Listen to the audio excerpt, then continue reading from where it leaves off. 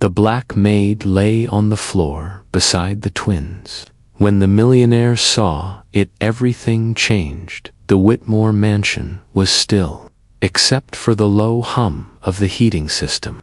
Outside, wind rattled against tall windows, but inside, the air felt heavy, almost stifling for Grace, who had been working for 14 straight hours. She tugged at her teal maid's uniform and rubbed her forearm over the yellow cleaning gloves, wincing as the bruise beneath her skin deepened. Grace had learned to keep her head down, to bite her tongue whenever the household's tone turned sharp. But tonight was different. The twins were sprawled on a thin white blanket laid across the carpet, dressed in identical pale blue onesies. Barely 3 months old, they seemed far too tiny, too fragile for a home so cold in spirit. Grace knelt next to them, watching their small chests rise and fall in unison. When she first began this job 6 months ago, she'd been told her duties were strictly housekeeping. That illusion didn't last long. Within a week, it became clear the nannies never stayed, and whenever one left, no replacement arrived. The Whites found it easier to let Grace step in than hire someone new. Their mother had been gone only 3 months, taken during childbirth, leaving behind 2 infants who never knew her touch.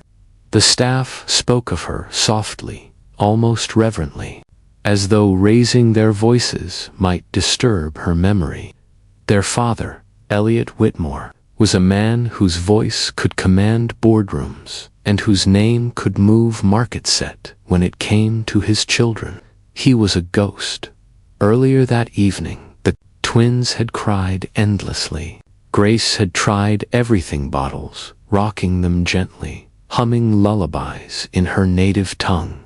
One of them burned with fever, his tiny fists clenched tight in discomfort, while the others screamed until his voice cracked. By the time they finally calmed, Grace's back ached and her arms shook from holding them. The golden glow from the living room lamp stretched across the carpet. She refused to place them in the nursery. The room was too cold, the mattresses too stiff. So she stayed where the warmth lingered, lying on the carpet so they wouldn't be alone. Her head rested on her arm, just inches away, close enough to feel their warmth and hear their faint breaths. Exhaustion tugged at her, but she stayed alert. Any stir, she would notice instantly. Her mind drifted to the muffled shouts she'd heard from upstairs, earlier slamming doors, pacing footsteps. This house seemed to swallow kindness, replacing it with tension that seeped into every corner. She feared what growing up here would do to the twins. Grace had worked in many homes, but something about these children awakened a fierce protectiveness in her. Maybe it was the way they clung to her shirt, or how their cries softened when she whispered to them. They had no one else, and she wasn't about to fail them. Still, her body betrayed her hours of cleaning, caring for them, and skipping dinner had left her drained. Her eyelids grew heavy. She told herself she'd rest them for just a moment. The front door opened without sound. Footsteps, quick and purposeful, crossed the hall.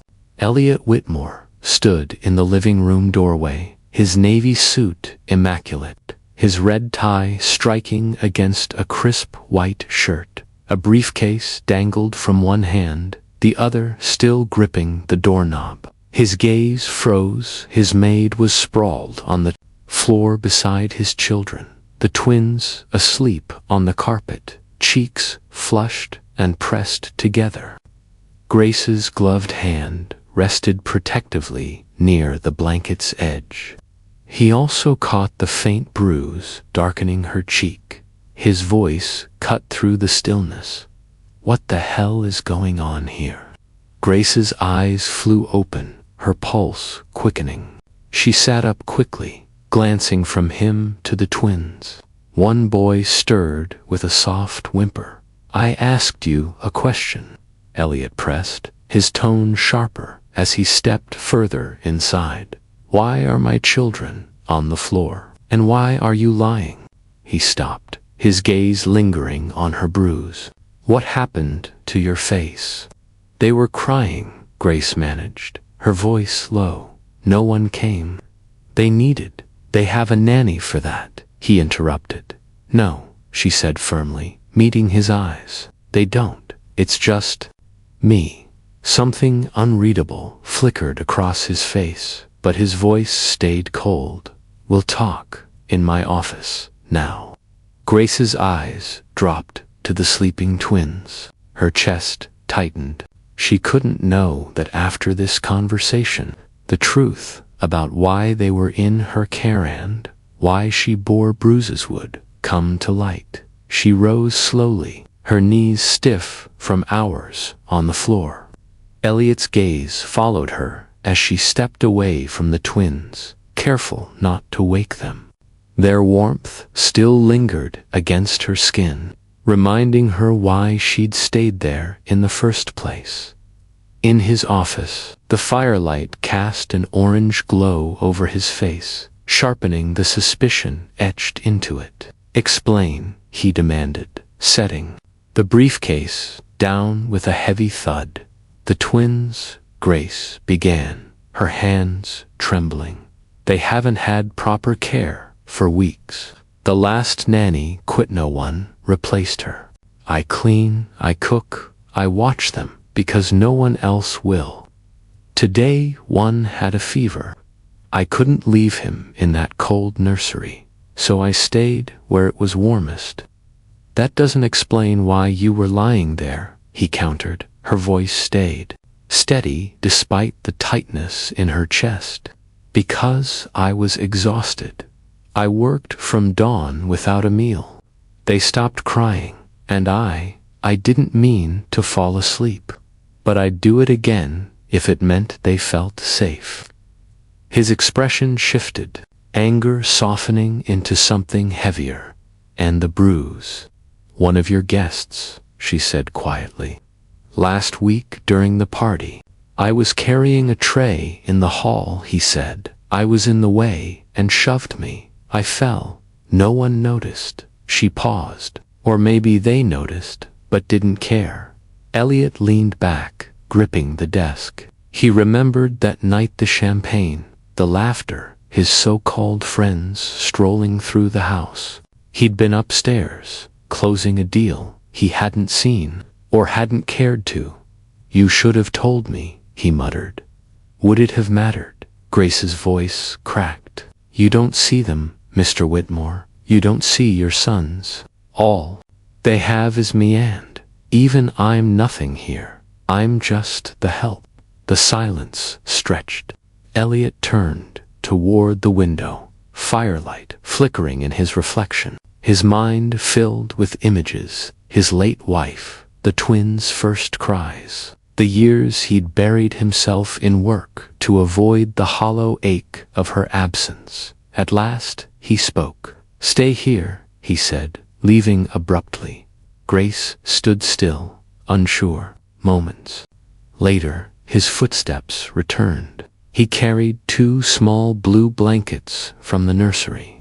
Without a word, he knelt beside the twins and tucked them gently around their bodies. Grace watched from the doorway. It was the first time she'd seen him kneel beside them. "They're smaller than I remember," he murmured. His hand hovered over their heads, hesitant. "They need you," Grace said softly. "Not just your name on their birth certificates." He looked up, the weight of missed moments etched across his face. "I've been a coward. I thought staying busy would numb the loss, but it's cost them more than I realized."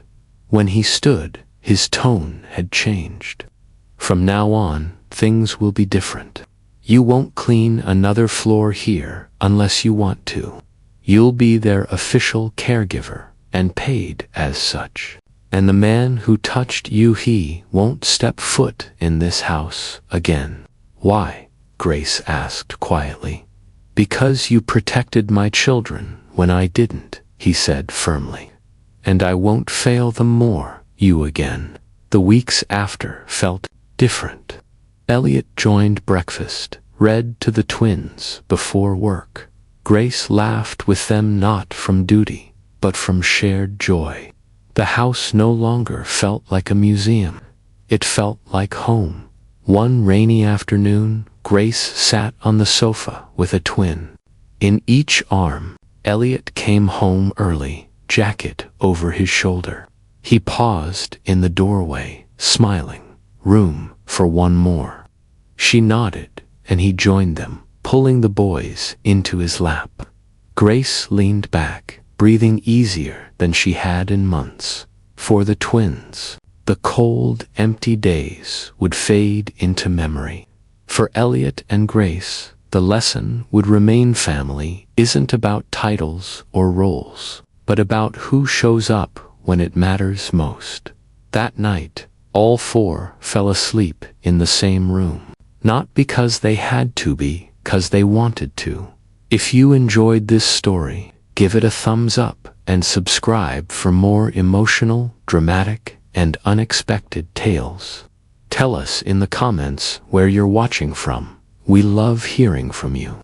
Until next time, stay kind, stay curious, and keep watching.